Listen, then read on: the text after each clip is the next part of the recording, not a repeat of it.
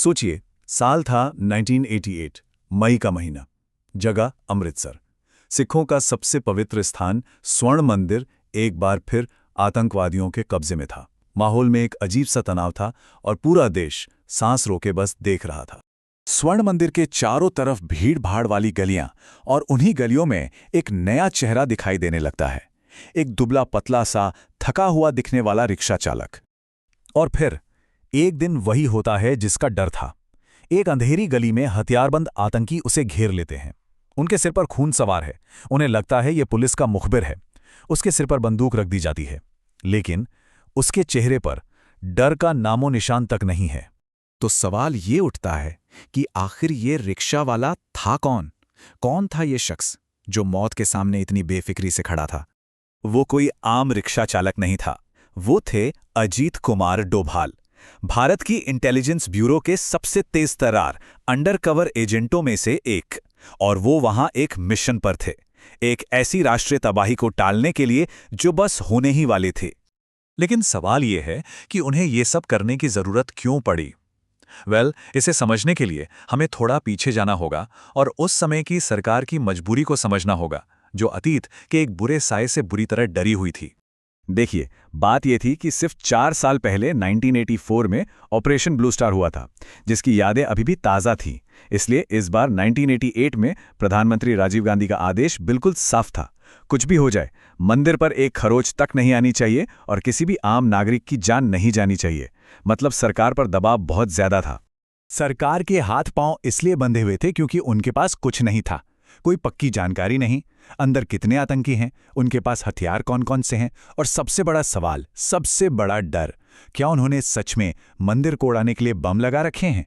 इस intelligence blackout की वजह से कोई भी फैसला लेना नामुमकिन था।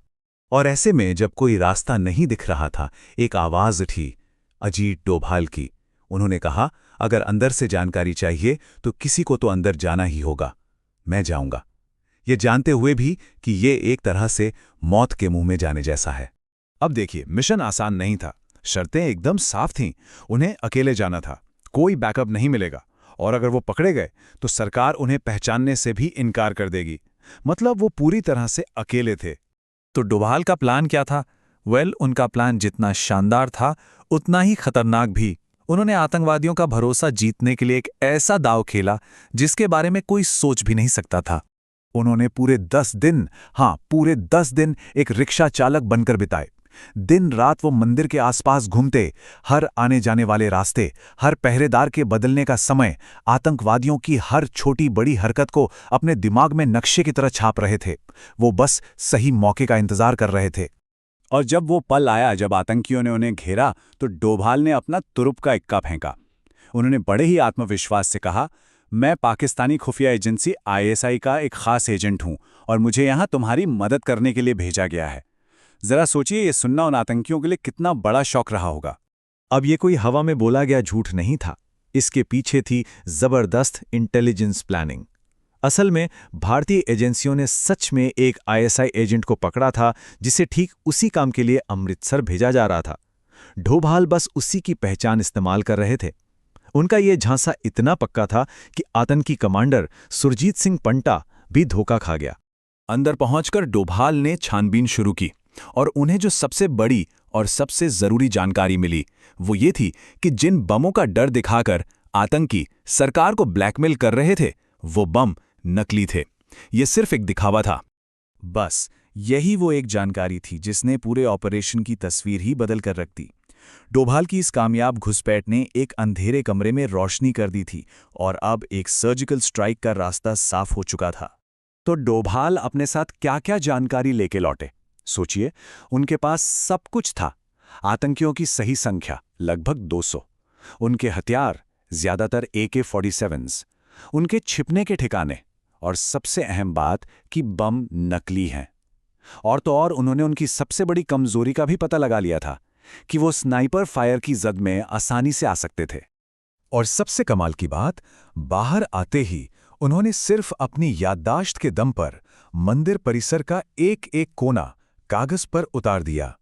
NSG कमांडोज के लिए उन्होंने एक ऐसा सटीक नक्शा तैयार किया जो उनकी जीत की गारंटी बनने वाला था। अब एनएसजी के पास एक ब्लूप्रिंट था, एक अचूक प्लान। अब बारी थी ऑपरेशन ब्लैक थंडर 2 की। इस बार ये कोई अंधाधुंध हमला नहीं, बल्कि इंटेलिजेंस पर आधारित एक सोचा समझा ऑपरेशन था। रणनीति बड़ी सीधी लेकिन असरदार थी, जिसे कहते हैं थकाओ और मारो। सबसे पहले एनएसजी स्नाइपर्स ने 300 फीट ऊंची पानी की टंकी जैसी जगहों से अपनी पोजीशन ले ली। फिर अंदर फंसे आतंकियों की बिजली और पानी की सप्लाई काट दी गई। अब सोचिए, भीषण गर्मी, बिना पानी और लगातार मनोवैज्ञानिक दबाव। धीरे धीरे उनका हौसला टूटने लगा। और नतीजे हैरान करने वाले थे। 41 आतंकवादी मारे गए और करीब 200 ने सरेंडर कर दिया। लेकिन सबसे बड़ी कामयाबी क्या थी? एनएसजी का एक भी जवान शहीद नहीं हुआ, एक भी नहीं। यह इंटेलिजेंस की ब्रूट फोर्स पर एक शानदार जीत थी। एक और बहुत ही स्मार्ट फैसला लिया गया था। इस पूरे ऑपरेशन को टीवी पर लाइव दिखाया गया। इससे आतंकवादियों को कोई झूठा प्रोपेगेंडा फैलाने का मौका ही नहीं मिला और पूरी दुनिया ने अपनी आंखों से देखा कि पवित्र स्वर्ण मंदिर को एक खरोच तक नहीं आई। इस बेमिसाल बहादुरी के लिए अजीत डोभाल को कीर्ति चक्र से नवाजा गया। और ये कोई मामूली बात नहीं थी। वो इतिहास में पहले ऐसे पुलिस अफसर बने जिन्हें सेना का इतना बड़ा सम्मान मिला, जिसने उन्हें हमेशा के लिए एक लेजेंड बना दिया। तो ये कहानी हमें एक बड़े सवाल पर सोचने के लिए मजबूर करती है कि एक अकेला इंसान सिर्फ अपनी हिम्मत, अपनी सूझबूझ और सही जानकारी के दम पर इतिहास का रुख कितना बदल सकता है।